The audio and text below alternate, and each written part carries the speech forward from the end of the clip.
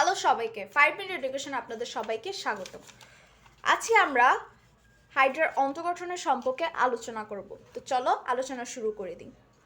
Hydra দ্বিভ্রূণস্ত্রীয় প্রাণী, অর্থাৎ ভ্রূণ অবস্থায় এক্টোডার্ম ও এন্ডোডার্ম কোষীয় স্তর দুটি পরিণত দেহের অ্যাপিডার্মিস ও গ্যাস্ট্রোডার্মিস নামক দুটি কোষস্তরে পরবর্তী হয়ে বিন্যস্ত থাকে, তাই একে দ্বিভ্রূণস্ত্রী প্রাণী বলে।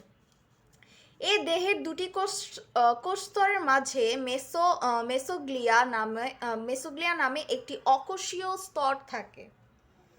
এই দুটি কোষস্তরের মাঝে মেসোগ্লিয়া নামে একটি অকোষীয় জেলির মতো স্তর থাকে। ওই স্তরটা অনেকটা জেলির মতো।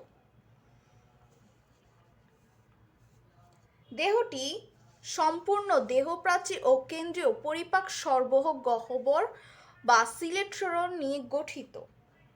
অর্থাৎ হাইড্রার যে দেহ মূলত দেহপ্রাচীর ও কেন্দ্রীয় পরিপাক সরবরাহ গহ্বর বা সিলেট্রন নিয়ে গঠিত থাকে।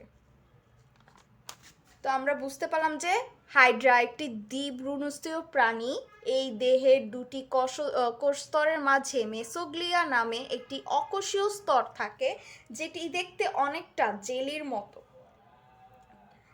এই অকোষীয় স্তরটি অনেকটি জেলির মতো দেখতে। আর এর দেহটি সম্পূর্ণ দেহপ্রাচীর ও কেন্দ্রীয় পরিপাক সম্বহর গহ্বর বা সিলেট্রন নিয়ে গঠিত। পরিপাক সংবহর গহ্বর বা সিলেট্রন নিয়ে গঠিত। এই হাইড্রার যে প্রাচীরটা রয়েছে ওটার পরিপাক সংবহর গহ্বরও আছে, এবং অথবা ওইটাকে সিলেট্রনও বলা যায়। তা নিয়েই এই হাইড্রাটা গঠিত। তো এই ছিল আমাদের হাইড্রার অন্তঃগঠনের সম্পর্কে আলোচনা। যদি তোমাদের ভিডিওটি ভালো লেগে থাকে তাহলে তোমরা লাইক দিবে, কমেন্টে কেমন লেগেছে তা কমেন্টে জানাবে, শেয়ার করবে এবং আমাদের চ্যানেলটা সাবস্ক্রাইব করবে। ধন্যবাদ।